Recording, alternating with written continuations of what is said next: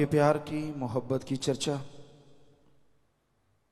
इस घोर कलयुग में इस तरह है जैसे जलती बलती धरती पे बरसात की सुहानी बूंदें पड़ रही हों।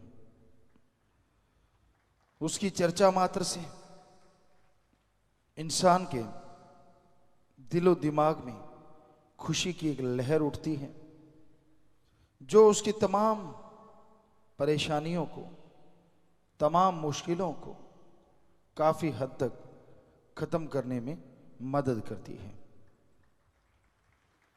मालिक का प्यार, उसकी मोहब्बत के राह पे चलना मुश्किल जरूर है पर असंभव नहीं है। इंसान वचन सुने और उन पे अमल कर ले। संत मालिक के प्यार, मोहब्बत को बढ़ाने के लिए चर्चा करते हैं और वो चर्चा होती है कि आप उसके नाम का सुमरन करें। ओम हरि अल्लाह वाहिगुरु मालिक की भक्ति किसी भी कॉस्ट पे छोड़नी नहीं चाहिए। आधा घंटा कम से कम सुबह, आधा घंटा शाम, चलो 15 मिनट सुबह शाम इंसान शुरू कर ले, फिर चाहे मिनट मिनट बढ़ाता रहे। तो इतना टाइम क्या अपने जीवन के स्वस्थ के लिए, परिवार की खुशियों के लिए, खुद की तंदुरुस्ती के लिए, खुशियों के लिए नहीं लगा सकते? हॉस्पिटल में भर्ती होना पड़े, डॉक्टर चीर फाड़ करें, फिर भी साल चारपाई पे पड़ना पड़ता है। उससे अच्छा नहीं कि कंटिन्यू सुबह शाम मालिक के नाम का सुमरन करते रहें। तो ये नियम बना लिया जाए कि हाँ भाई, सुबह शाम मालिक को याद करना ही करना है। कह के नाम सुमरन पे लगाया तो क्या लगाया। हम बच्चों को कहा करते हैं खिलाड़ी वो होता है जो मैदान में जाके कोच की उड़ीक करे। वो खिलाड़ी कम ही बन पाते हैं जो कोच का इंतजार करवाते हैं कि कोच अगर वहां खड़ा है और खिलाड़ी आए ही नहीं, आलस्य में, और आएंगे तो जैसे तैसे, तो वो कभी प्लेयर नहीं टॉप के बन पाते। प्लेयर तो वही बनते हैं जिनके अंदर खुद के लगन होती कि हाँ भाई कब मुझे कुछ सीखने को मिले, कहाँ से मिले, किधर से मिले। अपने साथियों से, अपने कोच से सब कुछ सीख जाता है।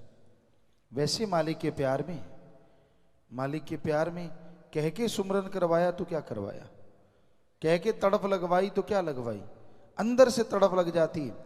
ठीक है, एक बार सत्संग आया, नाम लिया, सुमरन किया, संतों के वचन सुनता है, दर्शन करता है, इससे बड़ी बात कोई और हो ही नहीं सकती। तो अपने आप अंदर से एक तड़प, एक लगन, एक ललक पैदा हो जाती है कि मैं कब मालिक से मिलूं, कब नजारे लूटूं, वो तमाम खुशियां लूं जो वेद ग्रंथ शास्त्रों में भरी पड़ी हैं। एक ग्रंथ झूठा हो सकता है, दो हो सकते हैं, पर सभी के सभी धर्मों के पवित्र ग्रंथ पुकार पुकार के कहते हैं कि इंसान मालिक के रास्ते पे चले, वचनों पे पक्का रहे, ना उसे अंदर कमी रहे ना बाहर कमी रहे। तो वो एक तड़प, वो एक लगन जब पैदा हो जाती है तो इंसान सुबह शाम सुमरन करे। संत बताते हैं, गाइड करते हैं, और परमार्थ की सेवा करे। परहित परमार्थ तन मन धन से सेवा करता रहे, अपने अहंकार को काबू रखे। जिसने भी अहंकार किया उसको मार पड़ती है। इसलिए अहंकार ना आने पाए, खुद ही ना आने पाए। पीर फकीर के वचन सुन के दीनता से, नम्रता से, राम अल्लाह वाहिगुरु गौड़ खुदा रब के राह पे इंसान कदम बढ़ाता चला जाए तो वो कभी धोखा नहीं खाता, उसे किसी चीज की कमी नहीं रहती।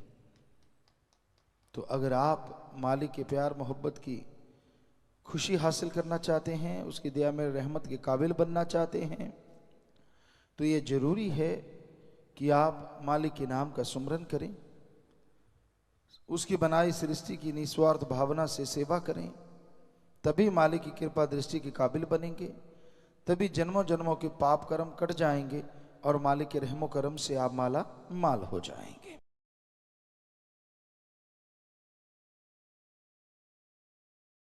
संसार जलता बलता भट्ट है। काम वासना, क्रोध, लोभ, मोह, अहंकार, मन माया, ये आग की ऐसी सुलगती हुई आग है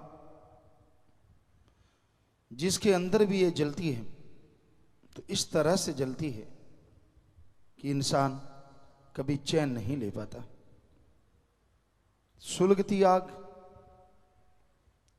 आपने देखी हो, गिल्ली लकड़ी में आग लगा दो, थोड़ी सी गिल्ली हो तो आग जलती रहती है और धुआं बहुत आता है,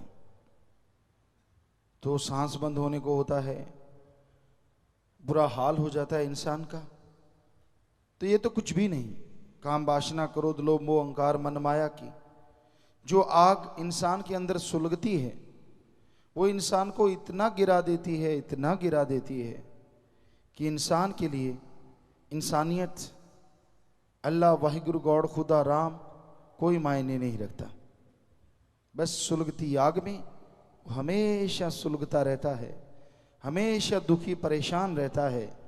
काम वासना के ख्याल आए तो जो भी निगाह के सामने आता है उसे वो कामी कीड़ा अपने तरीके से मोल्ड करता है, बुरे कर्म करता है। क्रोध आता है, इतना क्रोध, इतना गुस्सा, सामने माँ बहन बेटी कोई भी हो सबको बर्बाद कर डालता है और खुद बर्बाद हो जाता है।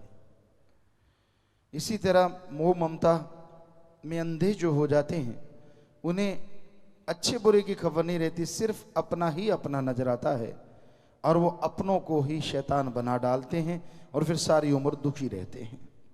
लोभ लालच तो सभी पापों का बाप है। यहां भी लोभ लालच जाग गया समझ लो बाकी पाप अपने आप आ गए।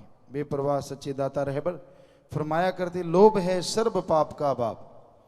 आदमी अच्छी भली जिंदगी जीता है, अच्छे भले कर्म करता है, लेकिन जैसे लोभ लालच जागता है तो उसको लगता है बात ही कुछ नहीं, मेरे को तो कुछ नहीं, ऐसा वैसा, ये मन सब्ज बाग दिखाता है। लोभ लालच में ठगी बेईमानी बुरे कर्म मारना काटना शुरू हो जाता है और खुद की जिंदगी फिर नरक बन जाती है, नरक से भी बदतर हो जाती है। इसलिए लोभ लालच के चक्कर में कभी नहीं पड़ना चाहिए। और फिर है अहंकार, किसी को अकल पे, किसी को धर्म पे, किसी को राज पहुंच पे, किसी को शरीर पे, किसी को औलाद पे, बड़े ही तरह के अहंकार हैं। और अहंकार में डूबे लोग मालिक से दूर होते हैं, नजदीक कभी नहीं हो पाते। तो अहंकार जिसने भी किया वो बर्बाद हो गया। अहंकार बुरी बला है, कभी भी नहीं करना चाहिए, बल्कि बच के रहो। अहंकार में पड़ी जनता बर्बाद होती है। अहंकार यहां तक भी आ जाता है कि पीर फकीर अगर कोई बात सुनाए तो मन कहता है मेरे को अकल ज्यादा है, मैं नहीं सुनता समता, मुझे नहीं माननी बात, मुझे कह रहे हैं ना मैं नहीं मानता। तो ये भी अहंकार का भयानक रूप है। फिर है माया। माया के दो रूप हैं, दिखने वाला प्रत्यक्ष और अप्रत्यक्ष। दिखने वाले रूप आप सब जानते हैं, जमीन जायदाद रुपया पैसा गोल्ड है डायमंड है सोना चांदी जो भी नजर आते हैं सब माया के रूप हैं। और जो दिखता नहीं है वो अप्रत्यक्ष पर्दा है। दुनिया के जितने भी बुरे काम हैं, जितने भी गलत काम हैं, ये माया का पर्दा आंखों पे पड़ जाता है और इंसान को लगता है ये तो सारा सही है। और जितने भी अच्छे काम हैं माया का पर्दा आंखों पे पड़ता है, वो फालतू की चीजें, कुछ भी नहीं है, ऐसे टाइम बेकार करना इत्यादि इत्यादि बना देता है। तो ये माया का पर्दा भी भयानक है। फिर मन बड़ा जालिम, सबसे बड़ी ताकत। आप पल में कहीं और सोच रहे हैं, पल में कहीं और चले जाते हैं। बुराई में ये ऐसा चलता है, ऐसा चलता है, शायद ही कोई और चलता हो। जैसे सूर्य अपने धुरी पे हमेशा घूमता रहता है, मन भी इंसान के अंदर हमेशा बुरे काम, बुरी सोच, बुरे ख्याल, नेगेटिव थॉट्स देता रहता है और बुरे ख्यालों को ऐसा जामा पहनाता है, इस तरह से कन्वर्ट करता है कि आदमी को लगता ही नहीं कि वो कुछ बुरा कर रहा है। उसको लगता नहीं मैं तो ठीक हूं, मैंने तो गलत किया ही नहीं, मैं तो बिल्कुल तो सही हूं। तो ये मन बड़ी जालिम ताकत है। तो इन सब का ज्ञान जब आप सत्संग में आएंगे सुनेंगे तो मालूम होगा। सत्संग में ही इनका इलाज भी बताया जाता है। नाम जपो, सेवा करो, सबका भला मांगो, किसी का बुरा ना करो। तो जो लोग सुन के अमल कर लिया करते हैं उनका बेड़ा पार हो जाया करता है।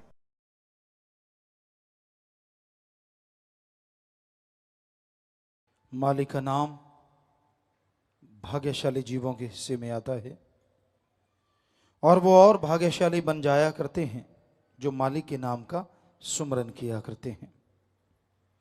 नाम एक ऐसी संजीवनी है जो मर्त प्राय इंसान को जिंदा कर देती है।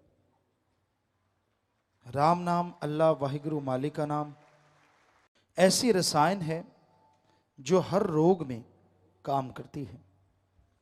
आप किसी भी डॉक्टर के पास जाओ, किसी भी वैद्य से बात करो, ऐसी कोई दवा नहीं देंगे जो हर रोग में काम आए। पर हमारे धर्मों में, रूहानियत में ऐसी एक दवा है जो हर रोग में काम आती है। यही नहीं, आपके गम, आपकी टेंशन, आपके बिगड़े काम को ठीक करती है और आवागमन के चक्कर को खत्म कर देती है। रोग तो काटने ही काटने हैं।